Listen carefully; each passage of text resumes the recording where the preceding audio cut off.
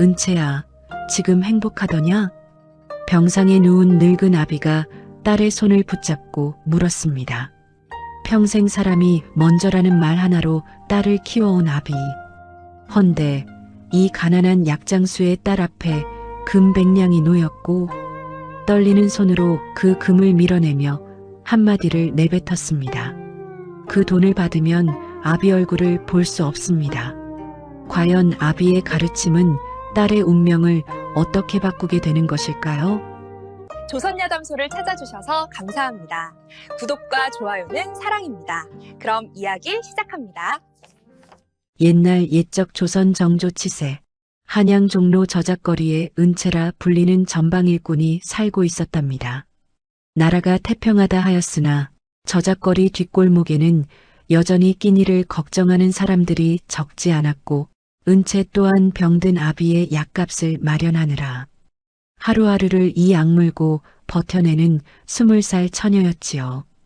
돈은 없어도 사람이 먼저이니라. 아비가 늘 하시던 그 한마디가 이 이야기의 씨앗이 되었답니다. 물 떠오른 지가 언젠데 아직도 꾸물거리고 있느냐. 새벽빛이 채 스며들기도 전에 포목전 행수의 고함이 저작거리를 갈랐고 은채는 무거운 물동이를 머리에 인 채 좁은 골목을 뛰다시피 달려오고 있었습니다. 숨이 턱 밑까지 차올랐지만 발을 멈출 수가 없었으니 행수의 심기를 거스르는 날에는 하루 품삯이 반으로 깎이는 것이 이 포목전의 법도였기 때문이었지요. 물동이 아래로 고개를 숙인 은채의 이마에 송글송글 땀방울이 맺혔고 집신 사이로 새벽 서리가 발가락을 에었으나 은채는 이를 악물고 종로 저작거리 큰 길목 포목전의 뒷문을 밀어 열었답니다. 한양 종로의 아침은 언제나 분주했습니다. 해가 떠오르기 무섭게 장꾼들이 짐을 풀었고 미곡전 앞에는 쌀자루를 실은 소달구지가 줄을 이었으며 포목전 처마 아래로는 갓 들여온 비단과 명주가 아침 햇살에 찬란히 빛나고 있었지요. 한양에서 가장 이름난 덕균 상단이 거느리는 이 포목전은 양반과 규수부터 내관까지 드나드는 곳이었으나 그 화려한 처마 아래에서 땅바닥을 쓸고 먼지를 털어내는 것은 은채와 같은 일꾼들의 몫이었답니다. 덕균 상단의 주인 한덕균이라는 이는 한양 저작거리의 포목전과 미곡전, 자파전을 거느린 거상이었는데 젊은 시절 돈을 모아 첨지벼슬을 산 뒤로 사람들은 그를 한대감이라 불렀지요. 은채는 20살이었고 경기도 외곽의 작은 시골 마을에서 태어나 아비 춘삼의 외딸로 자랐으며 아비는 마을과 마을 사이를 떠돌며 약초를 팔아 근근히 살림을 잇는 보부상이었답니다. 넉넉한 적은 단 한 번도 없었으나 아비는 딸만큼은 금지옥엽으로 대했고 장에서 돌아오는 길에 떡 한 조각이라도 꼭 사오는 사람이었습니다. 그런 아비가 몇 해 전 폐병을 얻어 자리에 누운 뒤로 은채는 혼자 한양으로 올라와 이 포목전의 일꾼으로 들어왔으니 품삯의 대부분을 시골 아비의 약값으로 쓰였고 남은 것으로 포목전 뒷길 행랑방의 방세를 간신히 내는 것이 은채의 하루하루였지요. 그래도 은채는 아침마다 포목전 뒷문을 밀며 속으로 한마디를 되뇌었답니다. 오늘도 잘 해낼 수 있다. 그 한마디 안에는 아비의 약값과 석 달 뒤면 끝나는 품삯 약조와 다음 달 방세가 한꺼번에 담겨 있었으나 그녀는 누구에게도 그 무게를 내보이지 않았고 깨끗이 빨아입은 무명 저고리의 옷고름을 여미며 하루를 시작하곤 했지요. 품속에는 늘 작은 향낭 하나가 들어 있었는데 그것은 아비 춘삼이 손수 만들어 딸에게 달아준 이 아이의 가장 소중한 물건이었습니다. 약초향이 배어있는 낡은 가죽 향낭으로 힘든 일이 있을 때마다 은채는 그 향낭의 투박한 끈을 손끝으로 만지작거리곤 했답니다.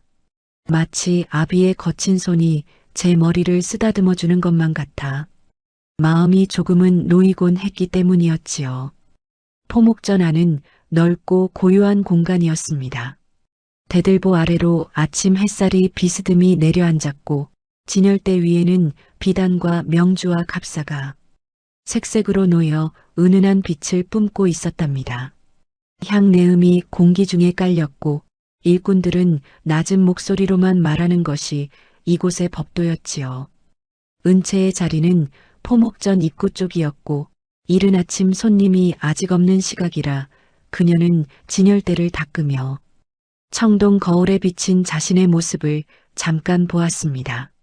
단정하게 쪽진 머리에 깨끗한 무명 저고리, 그런데 눈밑이 어두웠으니 어젯밤 아비에게 쓰일 약값을 마련하느라 뒷길 주막에 허드레실까지 거들고 늦게 귀가한 탓이었답니다. 그때였습니다. 포목전 안쪽 통로에서 뭔가 이상한 움직임이 은채의 눈에 들어왔지요. 늙은 노파였습니다. 꽃무늬 저고리를 걸친 할머니 한 분이 진열대 사이를 두리번거리며 걸어다니고 있었는데 손에는 아무것도 들려있지 않았고 눈빛이 흐릿하게 풀려 있었답니다. 비싼 비단들 사이를 지나며 뭔가를 찾는 듯하기도 하고 방향을 잃은 듯하기도 한 걸음걸이가 위태로워 보였지요. 은채는 반사적으로 발걸음을 뗐습니다. 어르신, 혹시 찾으시는 것이 있으신지요? 말을 걸자 노파가 천천히 고개를 돌렸고 주름이 깊고 눈빛은 순했으나 초점이 흔들리는 것이 어딘가 현실과 조금 동떨어진 곳을 바라보는 듯한 눈이었답니다. 노파는 비단 진열대 가장자리를 손으로 짚으며 천천히 걸음을 옮기고 있었는데 다리가 후들거리는 것이 멀리서 보아도 역력했지요. 어르신, 일단 이쪽으로 오셔서 잠깐 쉬셔요. 은채는 노파의 팔을 살며시 잡았고 뼈가 앙상하게 느껴지는 그 팔뚝에 마음이 시려왔는데 아비 춘삼의 앙상한 손목이 겹쳐 보였기 때문이었지요.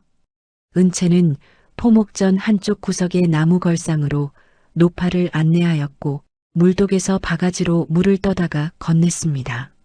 노파는 두 손으로 사발을 받아들며 고맙다는 듯 눈을 가늘게 떴고 은채는 그 옆에 쪼그려 앉아 다리는 괜찮으신지 어디서 오셨는지를 나직한 목소리로 여쭈었지요. 우리 딸 같은 사람이네. 그 한마디가 은채의 가슴속 어딘가를 건드렸습니다. 코끝이 찡했으나 은채는 내색하지 않았고 품속의 향낭을 무심코 만지작거리고 있는 자신을 발견했지요. 거기서 뭘 하고 있느냐? 등 뒤에서 날카로운 목소리가 꽂혔고 돌아보니 박행수였습니다. 40 중반의 사내로 언제나 동백 기름을 발라 반들반들하게 상투를 올리고 두루마기 깃을 꼿꼿이 세운 채 포목전을 활보하는 자였지요. 평소에도 얼굴에 불만이 가득했으나 이 순간은 그보다 더한 표정이었답니다. 은채, 저 노파는 누구냐? 왜 여기 앉혀놓고 있는 게냐? 행수님, 어르신 다리가 불편하신 듯하여 잠깐 쉬어가시도록 하였습니다. 손님이냐? 지금 당장은 아니오나. 말이 끝나기도 전에 박행수가 은채를 옆으로 밀치듯 제치고 노파 앞에 섰습니다. 어르신, 여기는 한양에서 가장 큰 포목전이에다. 물건을 사러 오신 것이 아니면 계시면 안 되니 일어나시오. 노파가 고개를 들어 행수를 올려다보았고 아무 말이 없었습니다. 행수는 기다리지 않았고 노파의 팔을 잡아 걸상에서 일으켜 세우려 했는데 잡는 손이 거칠어 노파의 몸이 휘청 흔들려 노파의 발이 꼬이려는 그 순간 은채가 달려들었습니다. 행수님, 목소리가 떨렸으나 눈빛은 흔들리지 않았습니다. 지금 어르신이 넘어지시면 어쩌려고 이러시는 geb니까? 비켜라, 은채. 비킬 수 없사옵니다. 은채는 노파의 등을 감싸 안으며 행수를 똑바로 올려다보았고 도저히 납득이 되지 않는 일이었답니다. 연로하신 어르신의 팔을 저리 거칠게 잡아당기다니 사람에 대한 기본 도리가 아니었지요. 이분은 연세가 지극히 높으신 어르신입니다. 잠깐 쉬어가시도록 하는 것이 사람의 도리가 아니겠습니까? 지금 나한테 대드는 것이냐? 행수의 눈에 불이 켜졌고 주변에 있던 일꾼들이 고개를 돌렸습니다. 아무도 나서지 않았지요. 모두 행수에게 찍히고 싶지 않아서였으니 품삯 약조 기한이 석 달도 남지 않은 일꾼의 편을 든다는 것은 제 목에 칼을 꺼는 것이나 다름없었기 때문이었답니다. 오직 은채만이 그 자리에 버티고 서 있었습니다. 은채는 오늘 각오하거라. 행수의 협박이었고 품삯 약조가 석 달 남은 일꾼을 내보내는 것은 행수의 한마디면 족한 일이었지요. 그것을 행수도 알았고 은채도 알았으나 은채는 비키지 않았습니다. 행수가 코웃음을 치고 몸을 돌려 걸어갔고 집신 소리가 나무 마루 위에서 탁탁 울리며 멀어졌답니다. 조용해진 포목전 안에서 은채는 천천히 숨을 내쉬었으며 무릎 안쪽이 사시나무 떨듯 떨리고 있었으나 표정만은 지켰지요. 노파가 은채의 손을 꼭 쥐었습니다. 아가씨, 복 받을 거야. 진짜로. 짧은 한마디였으나 묵직하게 가슴에 내려앉았습니다. 은채는 노파가 포목전 문을 나서는 뒷모습을 자리에 서서 지켜보다가 천천히 몸을 돌렸는데 행수의 마지막 말이 여전히 귓속에 박혀 있었지요. 각오라면 하면 되는 것이었고 잘못된 것을 보고 눈을 감는 것이 쫓겨나는 것보다 더 무서운 일이라는 것을 은채는 아비에게서 배웠기 때문이었습니다. 진열대 위의 비단들은 여전히 햇살을 받아 빛나고 있었고 그 화려한 빛 아래에서 은채는 다시 자기 자리로 묵묵히 걸음을 옮겼답니다. 그 장면을 처음부터 끝까지 지켜본 눈이 하나 있었습니다. 포목전 뒤쪽 행랑 끝 낡은 두루마기를 걸친 키 큰 사내였지요.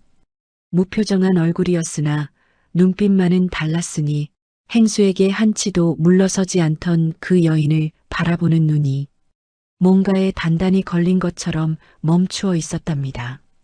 두루마기 소매에는 구멍이 하나 나 있었고 집시는 밑창이 달아 있었으니 누가 보아도 저작거리의 남루한 심부름꾼이었지만 그것은 차림새일 뿐이었습니다. 사내의 이름은 지운, 이 포목전을 거느린 덕균 상단 한덕균 대감의 외아들이었으니까요. 지운이 그 행색으로 이 포목전에 처음 발을 들인 것은 석 달 전의 일이었습니다.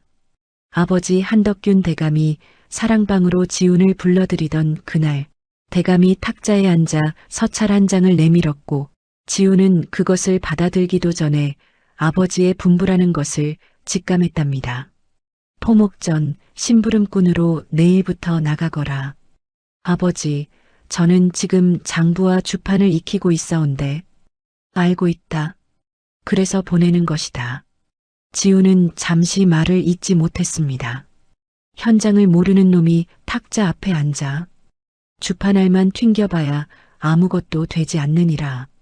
바닥이 어떻게 돌아가는지 사람들이 무엇을 보고 무엇을 느끼는지 그것을 몸으로 알아야 장사를 배우는 것이다. 사환으로 말씀이시옵니까? 그것이 문제냐? 사환이 싫은 게냐? 지우는 대답하지 못했고 대감이 지운을 바라보는 눈이 무거웠답니다. 신분을 밝히지 말아라. 도련님도 아니고 대감의 아들도 아니다. 거기서는 그냥 새로 들어온 사환 지운이다.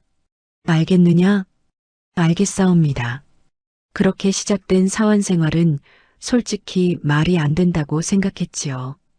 어릴 적부터 서당에서 글을 배우고 본체 사랑방에서 장부와 주판을 익혀온 도련님이 갑자기 심부름꾼 차림을 하고 전방 안팎을 살핀다는 것이 어이없었답니다. 함께 일하는 사원들은 지운보다 나이가 훨씬 많았고 지운을 어린 신참으로 대하였는데 보름이 지나자 무언가가 달라졌습니다. 본체 사랑방에서는 보이지 않던 것들이 보이기 시작한 것이었지요. 포목전 일꾼들이 손님에게 어떻게 시달리는지, 행수가 실적 압박을 아래로 어떻게 쏟아붓는지, 뒷간 앞에서 부은 발을 몰래 주무르며 쉬고 있는 일꾼의 얼굴이 얼마나 지쳐 있는지 모두 주판과 장부 뒤에 있는 사람들이었습니다. 지우는 그것을 보기 시작했고 아버지가 왜 이곳으로 보냈는지를 조금씩 알 것 같았답니다. 그리고 그날 포목전 뒤쪽 행랑 끝에서 지우는 안쪽의 장면을 지켜보았습니다. 길을 잃은 노파, 팔을 잡아당기는 행수, 그 사이에 몸을 집어넣은 여인 하나. 은채, 지우는 그 이름을 들으며 그 자리에 멈추어 섰답니다. 행수 앞에서 한치도 물러서지 않는 눈이었고 떨고 있으면서도 굽히지 않는 목소리였으며 각오해라는 말에도 시선을 내리지 않았지요. 지우는 속으로 생각하였는데 저런 사람이 아랫사람이고 저런 행수가 윗사람이라니 이상한 세상이라고요. 화가 났으나 동시에 눈을 뗄 수가 없었답니다. 그날 이후로 지우는 전방 안팎을 살피러 다닐 때마다 포목전 쪽을 지나치게 되었고 은채는 늘 같은 자리에 있었습니다. 그녀는 손님에게 허리를 굽히고 행수에게 눈치를 보면서도 일 하나하나를 빈틈없이 해내는 사람이었답니다. 빠르거나 화려하지 않았고 그냥 묵묵하게 제 할 일을 제대로 하는 모습이 지훈의 눈에 자꾸만 밟혔지요. 그러던 어느 날 하루의 일을 마치고 은채는 뒷길 행랑방으로 돌아오는 길에 품속에서 향낭을 꺼내 코끝에 가져다 대었습니다. 약초향이 번지자 아비의 목소리가 귀에 울렸지요. 돈은 없어도 사람 앞에 고개는 들고 다녀라. 은채는 향낭을 다시 품에 넣으며 어둠 속에서도 고개를 떨구지 않았습니다. 행랑방에 돌아와 아궁이에 불을 지피고 죽 한 그릇을 끓였으며 홀로 받은 저녁상 앞에서 아비에게 보낼 약값을 세어 보았는데 17냥이었습니다. 20냥을 채우려면 내일 새벽 주막 허드렛 일을 한 번 더 거들어야 했고 은채는 이를 악물며 죽사발을 비웠답니다. 쓸쓸했으나 향낭의 향기만은 방 안에 오래도록 남아 있었지요. 그 일이 있은 뒤로 닷새가 흘렀습니다. 박행수는 은채를 대놓고 괴롭히지는 않았으나 눈에 보이지 않는 곳에서 바늘로 찌르듯 조여오고 있었지요. 아침마다 은채에게만 물동이를 2번씩 나르게 했고 진열대 닦는 일이 끝나기 무섭게 뒤뜰 빨래까지 떠넘겼으며 다른 일꾼에게는 하지 않는 잔심부름을 시도 때도 없이 시켜 은채의 몸을 지치게 만들었답니다. 품삯을 깎겠다는 말은 하지 않았으나 내보낼 궁리만 하고 있다는 것이 눈빛에서 읽혔고 은채는 그 시선을 느낄 때마다 품속의 향낭을 꼭 쥐곤 했지요. 그런 은채에게 유일한 위안이 있었으니 달포에 한번 시골 아비를 찾아가는 날이었습니다. 한양에서 경기도 외곽 마을까지는 새벽에 나설시 해가 기울 무렵에야 닿을 수 있는 먼 길이었기에 평소에는 고향 쪽으로 떠나는 보부상편에 약값을 맡겨보냈답니다. 아비 춘삼이 한때 보부상이었던 덕에 같은 길을 오가는 옛 동료들이 은채의 사정을 알아 기꺼이 전해주곤 했지요. 하지만 남의 손에 맡기는 것만으로는 마음이 놓이지 않았기에 포목전 쉬는 날이면 동이 트기도 전에 길을 나서 직접 아비의 얼굴을 보고 와야 했답니다. 노파 사건 이후 처음 맞는 쉬는 날, 은채는 그 먼 새벽길을 걸어 시골 마을에 도착했습니다. 아비의 초가 앞에 서는 순간 가슴이 먹먹해졌지요. 지붕에 짚이 군데군데 사가 있었고 마당에 풀이 무릎까지 자라 있었으니 아비가 거동을 못한 지 오래되었다는 것이 한눈에 보였답니다. 마을 이웃 할멈이 틈틈이 죽을 끓여다 주고 있다 하였으나 올 때마다 아비의 얼굴이 조금씩 더 야위어가는 것만은 어쩔 수가 없었지요. 방문을 열자 아비 춘삼이 이불을 덮은 채 누워 있었고 은채가 들어서는 기척에 눈을 떴습니다. 주름 사이로 딸의 얼굴을 알아보자 입가에 가느다란 미소가 번졌지요. 왔구나. 예, 아버지. 약은 잘 드셨어요? 보부상 만드기가 가져다 준 것 잘 받았다. 내 정성이 약보다 낫구나. 은채는 방 안을 둘러보며 약탕기에 불을 올리고 죽을 끓이기 시작했습니다. 아비의 이불깃을 여미는 은채의 손이 잠깐 멈추었는데 아비의 손목이 지난달보다 더 앙상해져 있었기 때문이었지요. 코끝이 시큰거렸으나 은채는 내색하지 않았고 밝은 목소리로 한양 이야기를 들려주었답니다. 포목전에서 있었던 일은 말하지 않았습니다. 행수에게 찍혔다는 이야기를 하면 아비가 걱정할 것이 뻔했기 때문이었지요. 죽이 끓는 동안 은채는 아비의 짐을 정리하다가 벽장 한 구석에 놓인 오래된 보자기 하나를 발견했습니다. 낡은 무명 보자기였는데 빛이 발에 누르스름했고 한쪽 귀퉁이에 무언가가 실로 수놓아져 있었지요. 은채가 보자기를 펼쳐들고 귀퉁이를 살펴보자 바랜 실 사이로 덕균이라는 두 글자가 희미하게 읽혔습니다. 아버지, 이 보자기는 무엇이옵니까? 춘삼이 그것을 보더니 잠시 눈빛이 아득해졌습니다. 먼 곳을 바라보는 것 같은 눈이었지요. 그것은 버리지 말거라. 이름이 수놓아져 있는데 덕균이라 하옵니다. 누구의 것이옵니까? 옛날 벗의 것이다. 춘삼은 그 이상 말하지 않았고 은채도 더 캐묻지 않았습니다. 아비가 말하고 싶지 않은 것이 있을 때의 표정을 은채는 잘 알았기에 보자기를 곱게 접어 도로 벽장에 넣어두었지요. 다만 덕균이라는 이름이 어째서인지 머릿속에 남았으나 그것이 어디에서 들어본 이름인지는 떠오르지 않았답니다. 아비에게 죽을 떠먹이고 약을 다려드린 뒤 은채는 아비 곁에서 하룻밤을 보낸 후 이튿날 동이 트기 전에 다시 한양으로 향하는 길에 올랐지요. 고갯마루에서 뒤를 돌아보니 새벽 어스름 속에 초가지붕이 희미하게 보였고 은채는 품속의 향낭을 꼭 쥔 채 한동안 그 자리에 서 있다가 발걸음을 돌렸지요. 한양에 돌아온 이튿날 아침에 은채가 포목전 뒷뜰에서 빨래를 널고 있는데 발소리가 들려와 고개를 돌렸지요. 낡은 차림의 사내가 서 있었고 소매에 구멍이 난 그 두루마기를 은채는 기억하고 있었으니 며칠 전 행랑 끝에서 언뜻 스쳤던 바로 그 사환이었답니다. 물동이가 무겁겠소. 도와드리리다. 사내가 먼저 말을 걸었고 은채는 잠깐 어리둥절했습니다.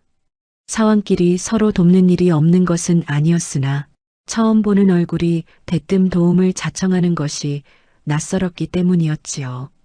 괜찮사옵니다. 저 혼자 할 수 있습니다. 그래 보이지 않아서 말씀드리는 것이요. 지훈이 물동이를 번쩍 들어 우물가로 옮겼고 은채는 그 뒷모습을 보며 소매의 구멍을 다시 한번 확인했답니다. 분명 그날 행랑 끝에서 보았던 사환이었지요. 성함이 어떻게 되시옵니까? 지훈이라 하오. 저는 은채라 합니다.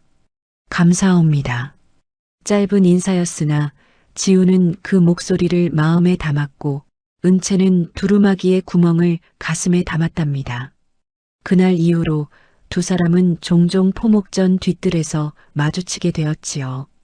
처음에는 우연이었으나 어느 순간부터는 반쯤 약속처럼 되었답니다. 해가 기울어 포목전 문을 닫을 무렵 뒷뜰 참모방에서 은채가 죽을 끓이고 있으면 지훈이 슬그머니 나타나곤 했지요. 참모방은 일꾼들이 끼니를 해먹는 좁은 부엌이었는데 저녁때가 되면 대부분 돌아가고 없어 은채 혼자 남는 날이 많았습니다. 어느 저녁 은채가 참모방에서 죽을 끓이고 있었는데 문 앞에서 인기척이 나 고개를 들었습니다. 지훈이었고 낡은 차림 그대로였고 집시는 여전히 달아있었지요. 밥 먹었소? 은채가 먼저 물었고 지훈은 고개를 저었습니다. 그러면 이것 같이 드시지요. 어차피 두 그릇 끓였사옵니다. 지훈은 잠시 들어가야 할지 말아야 할지 서 있다가 결국 문을 열고 들어앉은 지훈에게 은채가 죽 한 사발을 퍼서 건넸고 호롱불 하나뿐인 좁은 참모방에서 두 사람은 한동안 말없이 김이 모락모락 오르는 죽만 떠먹던 두 사람 사이에 은채가 먼저 입을 열었습니다. 요즘 포목전 쪽에 부쩍 자주 보이는 것 같다며 슬쩍 떠보자 지우는 이 근처로 심부름이 잦은 탓이라고만 둘러댔지요. 은채는 그 말을 곧이곧대로 믿는 눈치가 아니었으나 더 캐묻지는 않았고 이야기는 자연스레 그날 노파 사건으로 흘러갔답니다. 어르신이 넘어지시는 것을 보고 그냥 지나치면 제가 못 견디옵니다. 나중에 자꾸 생각이 날 것 같아서요. 지우는 그 말을 가만히 듣고 있었는데 이유가 이토록 명확하고 고든 사람을 지우는 처음 만나는 것이었답니다. 그날 로파일 못 본 척 해주어서 고마웠사옵니다.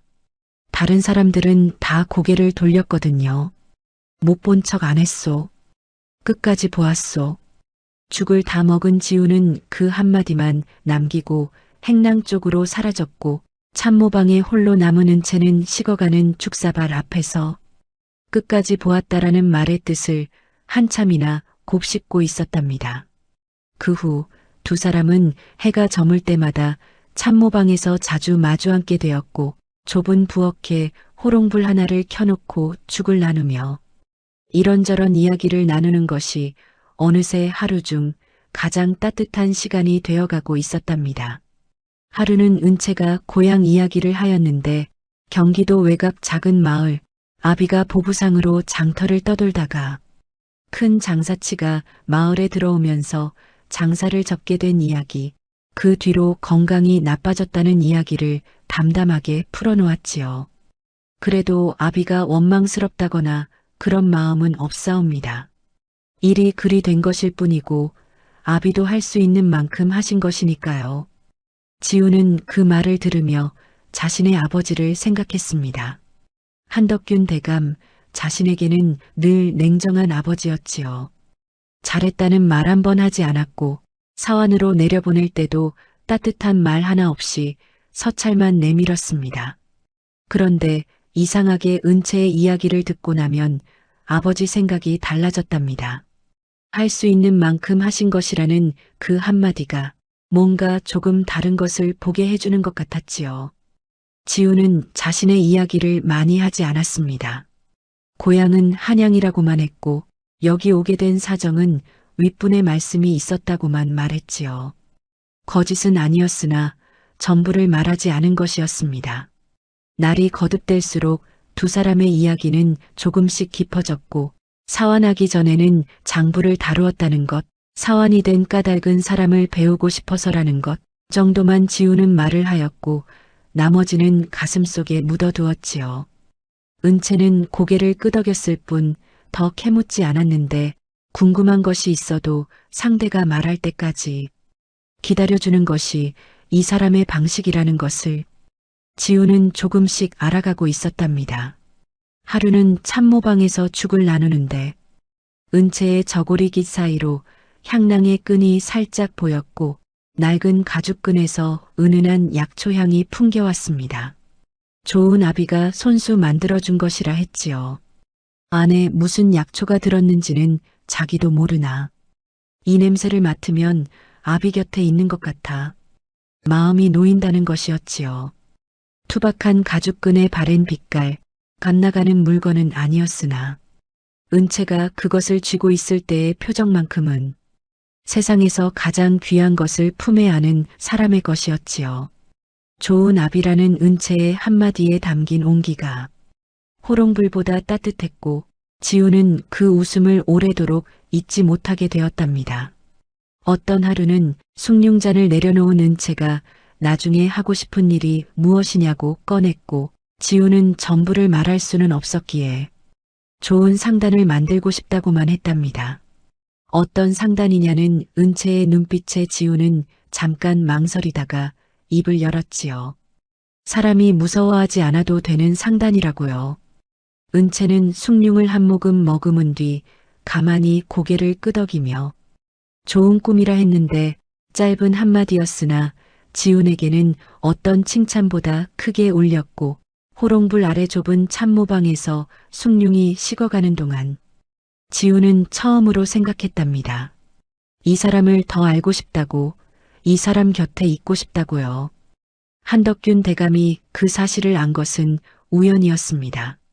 어느 날 저녁 저작거리를 살피러 내려온 대감이 포목전 뒷뜰을 지나다가 발을 멈췄는데 참모방 쪽 창호지 너머로 호롱불이 켜져 있었고 안을 들여다보니 두 사람이 죽을 마주놓고 이야기를 나누고 있었는데 그 사내가 바로 자신의 아들 지훈이었답니다. 대감은 그 자리에서 한참을 바라보았는데 지훈이 웃고 있어서였지요. 본체 사랑방에서 장부를 다루던 때에는 한 번도 보지 못한 얼굴이었고 사원 생활을 시킨 것은 현장을 배우라는 뜻이었는데 배운 것이 현장만은 아닌 듯 했답니다. 대감은 옆에 서 있던 신복을 불러 저 여인이 누구냐고 물었고 신복이 발걸음을 옮겨 알아온 바로는 포목전 일꾼이며 이름은 은채, 올해 20이며 품상 약조 기한이 석 달도 남지 않은 처지라는 것이었습니다. 경기도 외곽 출신의 부친은 폐병으로 투병 중이고 형편이 넉넉하지 못하여 포목전에 오기 전에는 주막 허드렛 일을 병행했으며 박행수와 마찰이 있었으나 손님 시비는 모든 일꾼 가운데 가장 적다는 것이었답니다. 대감은 그것을 다 듣고 신복에게 내일 저 일꾼을 별채로 불러오라 했지요. 이튿날 오전 은채는 갑자기 본체로부터 부름을 받았다고 한 사내가 와서 짧게 전달했습니다. 은채는 약조와 관련된 이야기인가 싶기도 했고 혹시 행수가 무엇을 올린 것인가 싶기도 했지요. 심장이 빠르게 뛰었으나 얼굴에는 내지 않았습니다. 별채 사랑방 문을 열었을 때 윗목에 단정히 앉아있는 노인이 눈에 들어왔습니다. 비단옷에 갓을 벗어 옆에 놓은 차림이었고 깊은 주름 사이로 날카로운 눈매가 번뜩였지요. 상단에 높은 어른이라는 것은 한눈에 알 수 있었으나 그것이 누구인지까지는 은채가 알 길이 없었습니다. 노인은 은채를 보더니 말없이 맞은편 자리를 가리켰습니다. 은채가 자리에 앉자 탁자 위에는 차가 2잔 놓여 있었고 노인은 보자기에 싼 꾸러미를 탁자 위에 올렸는데 은채가 확인하니 금이었지요. 번쩍이는 금덩이 몇 개가 비단 보자기 위에 놓여 있었고 백냥은 좋게 되어 보이는 양이었답니다. 줄터이니 가져가되 조건이 하나 있다. 지훈이 곁에서 사라지고 이 저작거리에도 다시 오지 말거라. 갑작스런 노인의 요구에 소름 끼치는 정적이 내려앉았습니다. 은채는 탁자 위에 금을 내려다보았고 아비의 약값과 앞날이 한꺼번에 해결될 수 있는 금액이라는 것을 모를 리 없었지요. 손이 떨렸으나 그것은 두려움이 아니라 황당함 때문이었고 은채는 떨리는 손으로 금을 다시 보자기에 담아 밀어내었습니다. 돈으로 사람 마음을 사고 팔 수는 없사옵니다. 노인의 눈이 미세하게 움직였는데 금백냥이면 아비의 약값이 넉넉히 남을 터인데 어찌하여 거절하느냐는 물음에 은채는 목소리가 떨렸으나 시선만은 내리지 않았답니다. 이 금을 받고 가면 나중에 아비 얼굴을 볼 수가 없사옵니다. 아비가 제게 가르쳐 준 것이 그것이 아니거든요. 사람이 먼저라고 하셨사옵니다. 짧은 침묵이 내려앉았고 노인이 찻잔을 천천히 들어 한 모금 마시고 내려놓았지요. 지훈이가 누구인지 아느냐는 물음에 은채는 사환이라는 것밖에 모른다 했고 집안이 어떤지 물어본 적도 없다는 그 한마디에 노인의 눈빛이 잠깐 흔들렸지요. 은채는 자리에서 일어서며 마지막으로 담담하게 말했답니다. 돈으로 사람을 떼어놓으려 하시는 것은 좋지 않은 것 같사옵니다. 노인은 대답하지 않았고 은채는 금은 꼭 챙기시라는 말만 남기고 고개를 숙여 인사한 뒤 문을 나섰답니다. 혼자 남은 노인은 한동안 보자기를 내려다보고 있었고 금 백냥으로 흔들리지 않는 사람을 본 것이 얼마만인지 40년 동안 장사를 하며 셀 수 없이 많은 사람을 보아왔으나 금 앞에서 손이 떨리면서도 밀어내는 눈빛이 진짜인 사람은 찾기가 어려웠답니다. 대감은 찻잔을 들고 창호지 너머를 바라보았고 뒤뜰 우물가에 저녁 햇살이 내려앉는 동안 오래도록 그 자리에서 움직이지 않았지요. 사단이 터진 것은 금백량을 거절하고 열흘쯤 지난 아침이었습니다. 은채는 아침 일찍 포목전에 나와 진열대를 점검하며 하루를 시작했고 어제 행수에게 쓸데없는 잔심부름을 받은 터라 이유 없이 몸이 무거웠지요. 품상 약조 기한이 한 달도 남지 않아 행수가 어떻게 나올지는 알 수 없었으니 내칠 수도 있었고 그냥 약조 기한 만료로 조용히 끝낼 수도 있었지요. 은채는 어느 쪽이든 각오하고 있었고 다음 일자리는 이미 두어 곳 알아보고 있었습니다. 그래도 마지막까지 제대로 하자고 생각했으니 그것이 은채의 방식이었답니다. 오전이 지나고 점심때가 가까워졌을 무렵에 은채가 진열대를 정리하고 있었는데 입구 쪽에서 가죽신이 마루를 두드리는 소리가 나서 고개를 들어보니 30대 중반으로 보이는 여인이 들어오고 있었습니다. 비단 저고리에 남색 치마, 머리에는 금비녀를 꽂고 있었고 옆에는 젊은 여종 둘이 따라붙어 있었지요.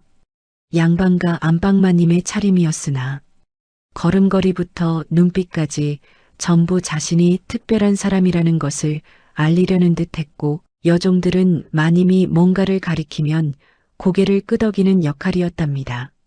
은채가 다가가 인사를 건네고 자리를 권한 뒤 차를 내어드렸는데 여인은 찻잔을 들어 한 모금 머금더니 미간을 찌푸리며 미지근하다고 타박했지요. 은채가 죄송하다며 새로 달려왔으나 이번에는 너무 뜨겁다며 잔을 밀어냈고 세 번째 차를 올리자 그제야 마지못해 입에 댔으나 표정은 여전히 불만이었답니다. 비단을 보여달라 하여 은채가 명주와 갑사를 펼쳐놓았더니 빛깔이 마음에 안 든다. 결이 거칠다. 다른 것은 없느냐며 번번이 퇴짜를 놓았고 은채는 그때마다 허리를 굽히며 죄송하다는 말을 되풀이할 수밖에 없었지요. 한참을 그렇게 시달리다가 여인이 찻잔을 다시 들어 올렸는데 은채가 비단을 접는 순간 여인의 소매가 찻잔에 스쳐 여인의 치마 위로 차가 쏟아지고 말았답니다. 여인의 눈빛이 서늘하게 변하였고 내 치마에 이것이 무슨 짓이냐며 목소리가 나를 세워 은채가 고개를 숙여 연신 사죄했으나 여인은 무릎으로 치마와 바닥을 닦으라며 몰아세웠지요. 말도 안 되는 요구에 포목전 안은 쥐 죽은 듯 고요했고 은채는 이를 무릎을 꿇어 찬물을 닦기 시작했답니다. 여인은 그 위를 내려다보며 코웃음을 쳤고 은채는 고개를 들지 못한 채 눈앞이 흐릿해졌으니 그녀의 굵은 눈물 때문이었지요. 어디선가 달려온 박행수가 마님 죄송하다며 허리를 굽혔으나 은채를 감싸기는커녕 제대로 닦으라고 은채를 다그쳤고 그 여인의 싸늘한 눈빛은 잘됐다는 듯 은채를 내려다보고 있었답니다. 바로 그 순간이었습니다. 멈추어라. 낮고 조용한 목소리였으나 그 한마디에 포목전 안의 공기가 통째로 바뀌었지요. 모든 눈이 입구 쪽으로 쏠렸고 거기에 낡은 두루마기를 걸친 노인이 서 있었습니다. 구부정한 허리에 다른 집신, 언뜻 보면 길을 잘못 든 촌영감 같았으나 눈만은 달랐으니 그 눈이 여인을 똑바로 향하고 있었지요. 노인이 천천히 걸어 들어오며 한마디를 내뱉었답니다. 여기는 내 땅이고 내 가게다. 여인이 코웃음을 치며 이 영감이 대체 누구냐고 비웃었으나 그 말이 채 끝나기도 전에 포목전 입구에 사환들이 나타났고 그 맨 앞에 지훈이 서 있었답니다. 노인이 지훈을 보지 않은 채 이 손님을 당장 내보내라 하자 여인은 자기가 해마다 이 저작거리에서 얼마를 쓰는지 아느냐며 목소리를 높였지요. 그러나 노인의 눈빛은 털끝만큼도 흔들리지 않았고 단단하고도 담담한 목소리로 말했답니다. 돈을 얼마를 쓰든 사람을 무릎 꿇리고 바닥을 닦게 하는 것은 손님이 할 수 있는 일이 아니오. 찬물이 쏟아진 것과 사람의 체면을 짓밟는 것은 전혀 다른 일이란 말입니다. 여인이 이 거지 같은 영감이 누구냐고 소리쳤고 노인은 짧게 대답했지요. 한덕균이요. 그 이름 석자에 포목전 전체가 얼어붙었습니다. 여종 하나가 마님의 소매를 잡아 끌며 이 저작거리 전부를 거느린 덕균 상단의 대감이시라고 떨리는 목소리로 말했고 여인의 얼굴이 천천히 굳어갔지요. 노인이 내보내라 한마디 하자 지훈이 앞으로 나섰고 여인은 결국 소매를 뿌리치지 못한 채 몸을 돌려 여종 둘과 함께 포목전을 나갔답니다. 조용해진 포목전 안에서 은채는 여전히 마루에 두 손을 짚고 있었고 일어나야 한다는 것을 알면서도 몸이 움직이지 않았지요. 그때 누군가 앞에 무릎을 굽혔는데 한덕균 대감이었습니다. 별채에서 금을 내밀던 그 사무적인 목소리가 아닌 조용하고 낮은 목소리로 괜찮으냐고 물었고 은채가 고개를 들어 마주친 대감의 눈에는 미안함인지 안타까움인지 말로는 설명하기 어려운 것이 서려 있었답니다. 대감이 천천히 일어서며 손을 내밀었고 은채가 그 손을 잡고 일어섰지요.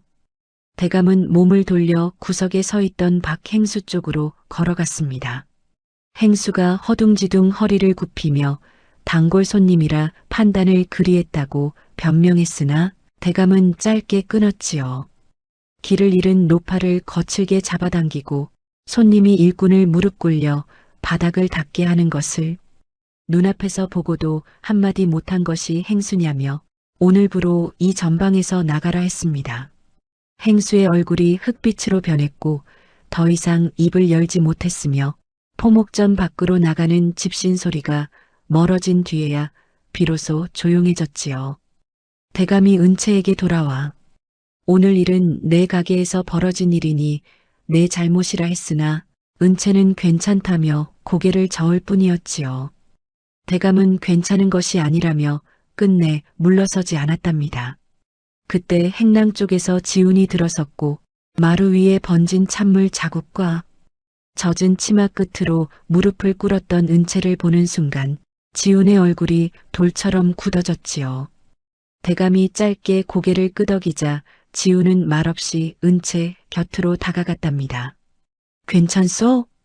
은채가 괜찮다 했으나 지훈은 고개를 저었지요. 거짓이요. 그 한마디에 지독하게 참고 있던 무언가가 한꺼번에 밀려오려 했으나 은채는 숨을 한번 깊이 삼키며 버텼답니다. 지훈은 더 묻지 않았고 밖에 나가 좀 앉아있자며 앞장서 걸었지요. 뒤뜰 우물가 나무 아래 돌에 두 사람이 나란히 앉았습니다. 저녁 햇살이 나뭇잎 사이로 내려앉아 은채의 붉어진 눈가를 스쳤고 은채는 나무를 올려다보며 품속의 향랑끈을 만지작거리고 있었지요. 한참을 그렇게 앉아있다가 지훈이 나지막이 입을 열었답니다. 미안하오. 은채가 눈가가 시큰거리면서도 피식 웃었답니다. 지훈 잘못이 아니지 않느냐고요. 나뭇잎 그림자가 두 사람의 어깨 위에 조용히 흔들리는 동안 은채의 품속에서 향랑의 약초향이 바람에 실려 지훈의 코끝까지 날아왔고 지훈은 그 향을 맡으며 입가에 미소가 번졌지요. 포목전 행랑 끝에서 그 모든 것을 지켜본 사람이 하나 더 있었으니 바로 한덕균 대감이었지요. 돈으로 사람 마음을 사고 팔 수 없다던 은채의 그 말이 귓속에서 맴돌았습니다. 금백냥 앞에서 손이 떨리면서도 밀어내던 그 눈빛이 진짜인 사람을 대감은 40년 장사 인생에서 만난 적이 없었지요. 아들이 마음을 준 여인이 저 나무 아래 앉아 있었고 대감은 그 뒷모습을 끝까지 바라보았답니다. 발걸음이 똑바르고 고개가 내려가지 않는 여인이었지요. 쫓겨난 박행수는 가만히 있을 사내가 아니었습니다. 포목전 문을 나선 그날부터 행수는 종로 저작거리 곳곳을 돌아다니며 은채에 대한 소문을 뿌리고 다녔는데 미곡전 앞에서도 주막 앞에서도 사람이 모이는 곳이면 어디서든 목소리를 낮추며 같은 말을 되풀이했답니다. 은채라는 일꾼이 사환인 척 위장한 도련님에게 붙어서 상단 재산을 노리고 있더라. 금백량을 안 받은 것도 계산인게야. 더 큰 것을 노리는 거지. 소문이란 것이 발이 빠른 법이어서 닷새도 채 지나지 않아 저작거리 전체에 퍼졌고 포목전에 드나드는 손님들조차 은채를 보며 수군거리기 시작했답니다. 가난한 일꾼이 대감 아들을 꼬셔서 팔자를 고치려 한다더라는 말이 진열대 너머로 들려올 때마다 은채는 손에 든 비단을 접다 말고 숨을 삼켜야 했지요. 은채는 자신에게 쏟아지는 시선이 달라진 것을 느꼈으나 그 이유를 알 수 없었습니다. 도련님이라니 사완 지훈이 누구의 아들이라는 것인지 소문의 뜻을 도저히 가늠할 수가 없었기 때문이었지요. 하지만 모르는 것이 있어도 묻지 않는 것이 은채의 방식이었고 그녀는 입을 다문 채 하루하루를 견뎌나갔답니다. 지훈은 그 소문을 듣고 이를 악물었습니다. 뒤뜰 우물가에서 은채와 마주쳤을 때 지훈의 얼굴이 평소와 달리 굳어 있었고 은채가 무슨 일이냐고 묻자 지훈은 잠시 입을 열지 못했지요. 요즘 저작거리에 이상한 소문이 도는 것을 아시오? 무슨 소문인지요? 지훈은 차마 전부를 말하지 못하고 한마디만 꺼냈답니다. 나 때문에 곤란해진 것이라면 미안하오. 은채는 그 말의 뜻을 다 알아듣지 못했으나 지훈의 눈에 담긴 무거움만큼은 읽을 수 있었고 괜찮다는 말 대신 품속의 향난 끈을 만지작거리며 고개를 가볍게 끄덕여 주었지요. 지훈은 그 모습을 보며 속으로 결심했습니다. 더 이상 숨기고 있어서는 안 된다는 것을, 이 사람에게는 진실을 말해야 한다는 것을요. 그런데 사달은 엉뚱한 곳에서 터졌습니다. 포목전 문을 닫을 무렵 보부상 만드기가 헐레벌떡 달려왔는데 숨이 차서 말을 제대로 잇지 못하는 사내의 얼굴이 하얗게 질려 있었답니다. 은채야, 큰일이다. 내 아비가 피를 토하고 쓰러졌다 한다. 은채의 눈앞이 캄캄해졌습니다. 다리에 힘이 풀려 진열대를 붙잡아야 했고 품속의 향낭을 움켜쥔 손이 사시나무처럼 떨렸지요. 만드기가 전한 바로는 이틀 전 새벽에 아비 춘삼이 마당에 나왔다가 큰 기침 후 의식을 잃었으며 마을 이웃이 죽을 끓여다 주고는 있으나 약도 의원도 없는 시골이라 손을 쓸 방도가 없다는 것이었답니다. 은채는 그 길로 본체 별채를 찾았습니다. 품상 약조 기한이 며칠 남지 않았으나 그런 것을 따질 겨를이 없었고 한덕균 대감 앞에 무릎을 꿇으며 간청했지요. 대감마님, 황송하오나 며칠만 다녀오게 허락하여 주옵소서. 아비가 위독하다 하옵니다. 대감은 은채를 바라보며 잠시 말이 없었습니다. 그러다 나지막한 목소리로 물었답니다. 내 아비의 성함이 어떻게 되느냐? 춘삼이라 하옵니다. 경기도 외곽에서 보부상으로 장터를 떠돌다 약초 장수를 하셨사온데 몇 해 전 폐병을 얻어 자리에 누우셨사옵니다. 대감의 얼굴이 돌처럼 굳어졌습니다. 찻잔을 들고 있던 손이 미세하게 흔들렸고 눈빛이 아득한 곳으로 빠져드는 것이 마치 오래전 기억 속으로 걸어 들어가는 사람의 모습 같았지요. 은채는 그 변화를 알아차렸으나 이유까지는 헤아릴 수 없었고 대감이 천천히 찻잔을 내려놓으며 입을 열었습니다. 가거라. 약조 기한은 내가 알아서 처리할 것이다. 은채가 감사의 절을 올리고 문을 나서자 별채 안에 홀로 남은 대감은 한동안 미동도 하지 못한 채 앉아 있었답니다. 춘삼이라는 이름 석자가 40년 묵은 기억의 빗장을 단숨에 열어젖혔기 때문이었지요. 한덕균이 젊은 시절 보부상으로 전국 장터를 떠돌던 시절 함께 짐을 지고 고갯길을 넘던 벗이 있었는데 그 벗의 이름이 춘삼이었답니다. 둘은 같은 보부상 패거리에서 만났고 비가 오면 한 처마 아래서 잠을 자고 밥이 모자라면 반씩 나누어 먹는 사이였지요. 한덕균은 장사 수완이 좋았고 춘삼은 약초에 밝았으니 둘이 힘을 합치면 못 갈 장터가 없었답니다. 그런데 25이 되던 해 겨울 한덕균이 장터에서 쓰러졌는데 고열에 몸을 떨며 의식을 잃었고 주막 주인은 전염병이라며 방을 내주지 않았지요. 아무도 거들떠보지 않는 길바닥에서 한덕균을 업고 산으로 오른 사람이 춘삼이었답니다. 사흘 밤낮을 산을 헤매며 귀한 약초를 구해 와다려 먹이고 자신의 옷을 버서버세게 덮어주었으며 먹을 것이 떨어지자 자기 몫의 마지막 축까지 한덕균의 입에 떠넣었지요.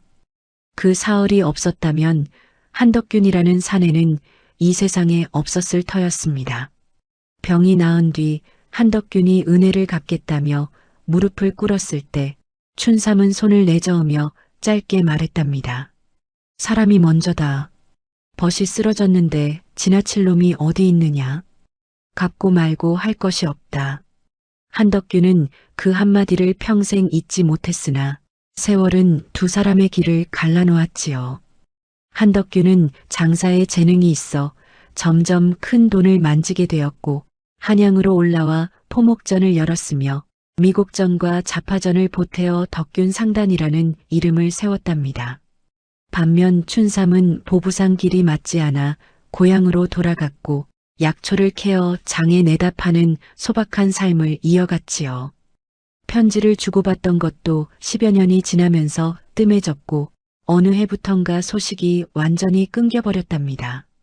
대감은 벽장에서 오래된 보자기 하나를 꺼내었는데 누르스름하게 바랜 무명 보자기, 한쪽 귀퉁이에 춘삼이라는 두 글자가 수놓아져 있었지요. 보부상 시절 서로의 이름을 수놓아 교환했던 벗의 증표로 춘삼이 자신의 이름을 새겨벗에게 건넨 바로 그 보자기였답니다. 춘삼아. 대감의 입에서 그 이름이 흘러나왔을 때 목소리가 갈라졌습니다. 40년 전 길바닥에서 자신을 업어 산으로 오르던 그 사내가 딸을 한양에 내보내고 시골에서 피를 토하며 쓰러져 있다는 것이었지요. 대감은 보자기를 품에 넣으며 자리에서 일어났고 신복을 불러 즉시 가마와 명의를 준비하라 명했답니다. 한편 은채는 동이 트기도 전에 한양을 나서 시골을 향해 걸음을 재촉하고 있었습니다. 집신이 닳도록 걸어 해가 기울 무렵에야 마을 어귀가 보였고 초가지붕이 눈에 들어오는 순간 다리가 풀려 비틀거렸지요. 마당의 풀은 지난번보다 더 무성했고 지붕의 짚은 한쪽이 무너져 내려 있었답니다. 방문을 열자 아비 춘삼이 이불 위에 누워 있었는데 얼굴이 누렇게 떠 있었고 입가에 마른 핏자국이 남아 있었습니다.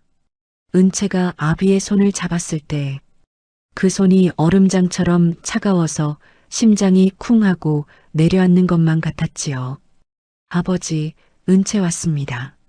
춘삼이 눈을 간신히 떴고 주름 사이로 딸의 얼굴을 알아보자 입꼬리가 가늘게 떨렸답니다.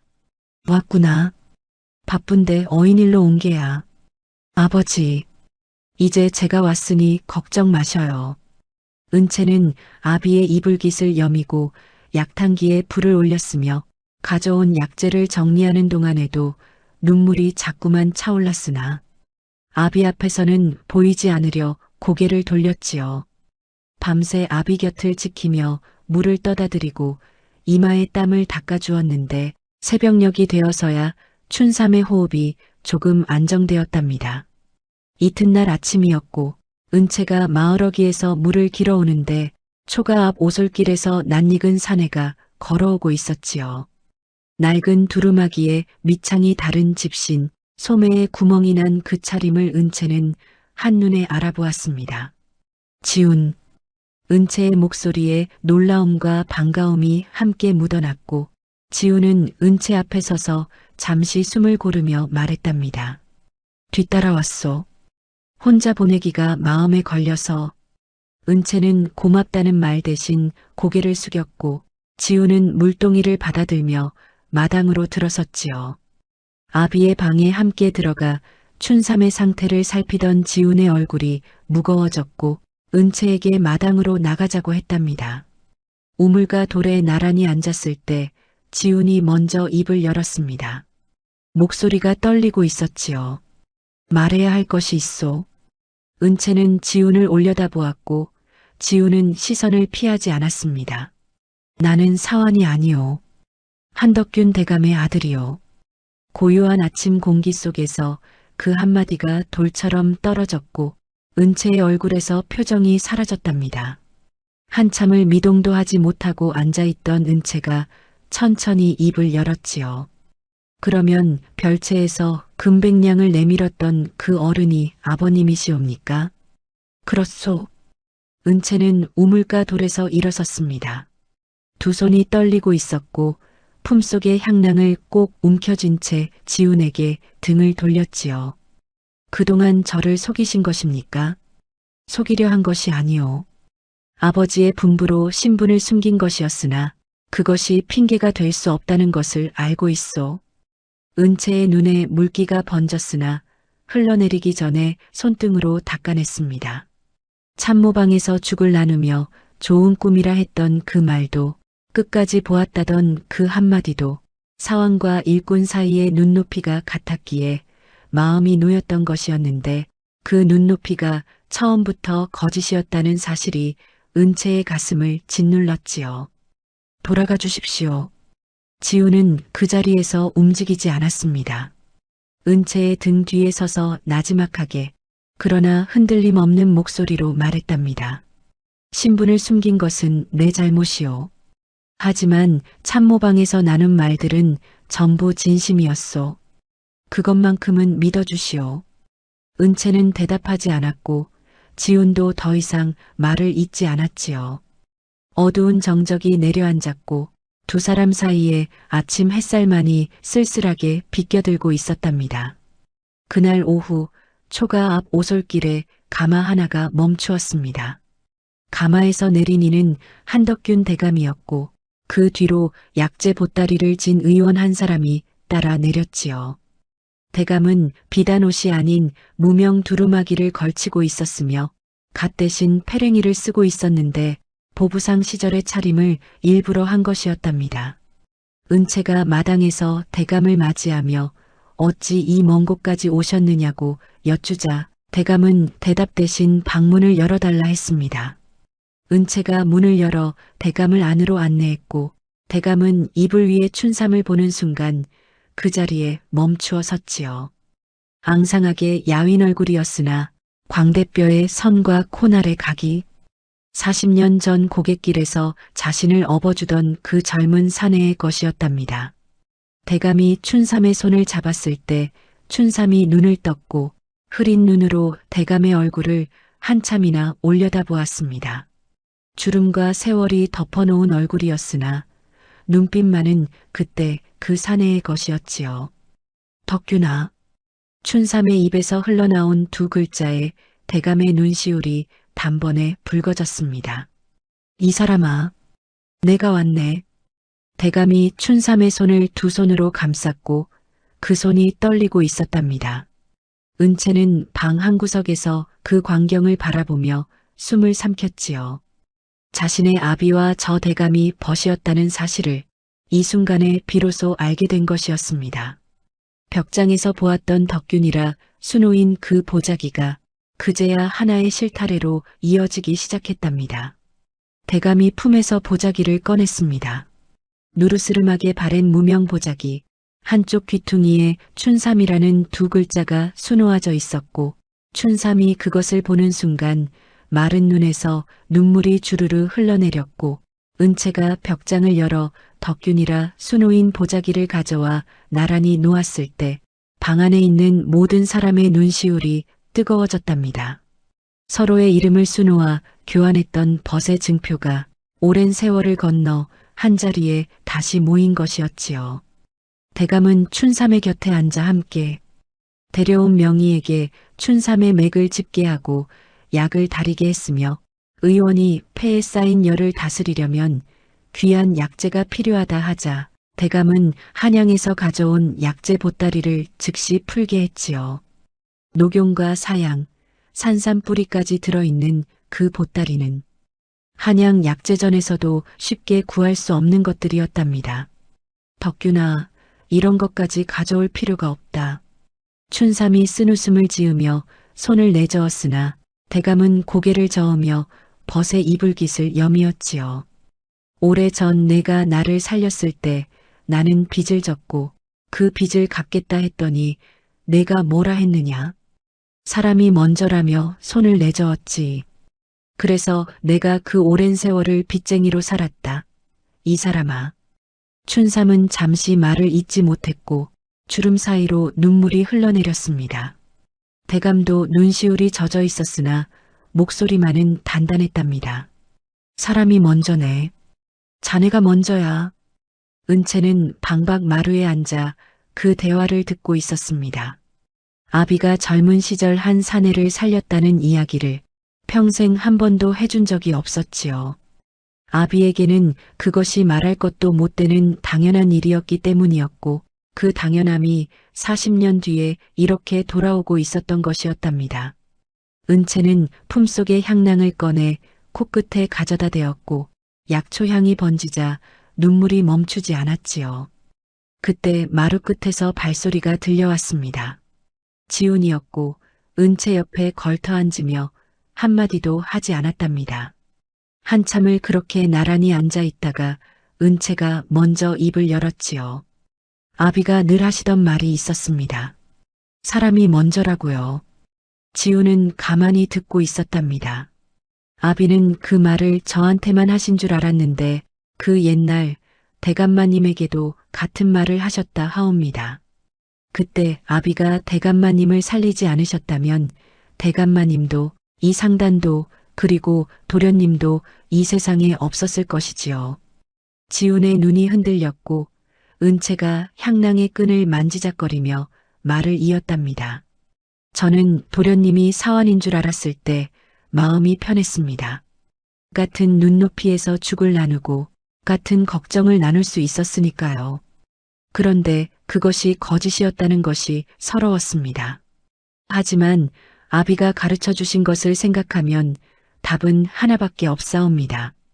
은채는 지훈을 바라보았고 눈가에 아직 눈물 자국이 남아 있었으나 눈빛만은 맑았답니다. 사람이 먼저입니다. 신분이 먼저가 아니라요. 사원이든 도련님이든 참모방에서 죽을 나누던 그 사람이 진짜 도련님이라면 저는 그 사람을 원망할 수가 없사옵니다. 지훈은 한동안 아무 말도 하지 못했고 고개를 숙인 채 손등으로 눈가를 닦았지요. 은채가 피식 웃으며 한마디를 보탰답니다. 다만 다시는 숨기지 마십시오. 아셨지요?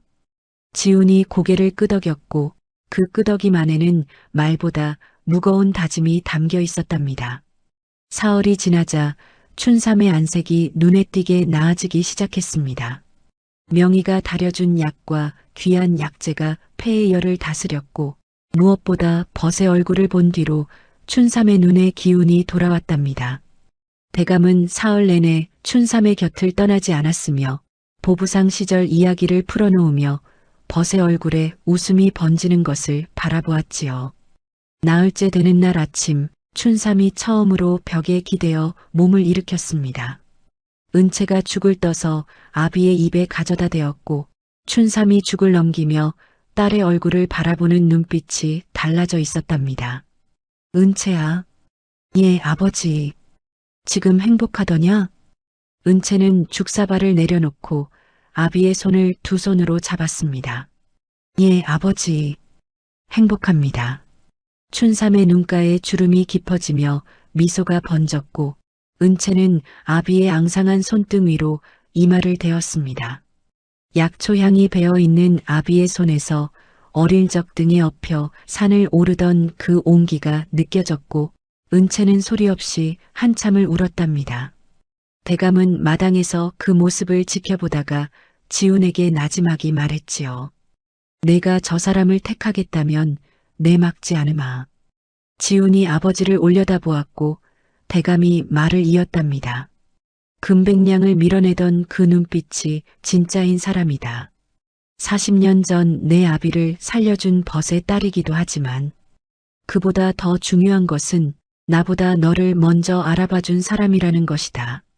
지훈은 고개를 깊이 숙여 아버지에게 절을 올렸고 대감은 아들의 어깨를 한번 두드려 주었답니다. 그 손길에는 한평생 말로 하지 못했던 따뜻함이 실려 있었지요. 보름이 지나 춘삼의 건강이 회복되었고 대감은 버신 춘삼을 한양으로 데려왔습니다. 본체 별채가 아닌 안채 뒤편의 따뜻한 온돌방에 춘삼의 자리를 마련했으며 명의가 정기적으로 드나들며 약을 지어 올렸지요. 춘삼은 처음에는 폐를 끼친다며 손사래를 쳤으나 대감이 사람이 먼저라고 가만히 있으라 하자 더 이상 사양하지 못했답니다. 은채와 지훈의 혼례는 그해 가을에 치러졌습니다. 화려한 혼례가 아니었지요. 종로 저작거리의 포목전 뒤뜰, 두 사람이 처음 죽을 나누던 그 참모방 앞마당에서 소박하게 치렀고 춘삼은 딸의 손을 잡아 지훈에게 건네며 짧은 한마디를 남겼답니다. 사람이 먼저니라. 그것만 잊지 않으면 되느니라. 은채는 아비의 손을 놓으며 눈물을 삼켰고 지훈은 춘삼에게 깊이 절을 올리며 약속했지요. 잊지 않겠습니다. 혼례 잔치가 끝나고 뒤뜰이 고요해진 뒤 은채는 품속에서 향낭을 꺼내 아비에게 돌려드리려 했습니다. 늘 품에 지니고 다니던 그 낡은 가죽 향낭을요. 아버지, 이제 아버지 곁에 있으니 이것은 돌려드려야 하지 않겠습니까? 춘삼은 고개를 저었고 거친 손으로 딸의 손을 감싸며 향낭을 도로 쥐어주었답니다. 아비가 곁에 있을 때는 마음에 아비가 있고 아비가 곁에 없을 때는 그것에 아비가 있으니 어느 쪽이든 아비는 늘 내 곁에 있을 것이다. 가지고 있거라. 은채는 향낭을 품에 안으며 고개를 끄덕였고 약초향이 가을바람에 실려 번지는 동안 뒤뜰의 나뭇잎이 두 사람의 어깨 위에 조용히 내려앉았답니다. 그날 이후 은채의 삶은 완전히 달라졌습니다. 포목전 일꾼이었던 그녀는 덕균 상단의 며느리가 되었으나 달라지지 않은 것이 하나 있었으니 사람을 대하는 눈높이였지요. 은채는 상단의 일꾼들에게 한 번도 윗사람의 말투를 쓰지 않았고 힘든 일을 하는 사원에게는 직접 죽을 끓여다 건네곤 했답니다.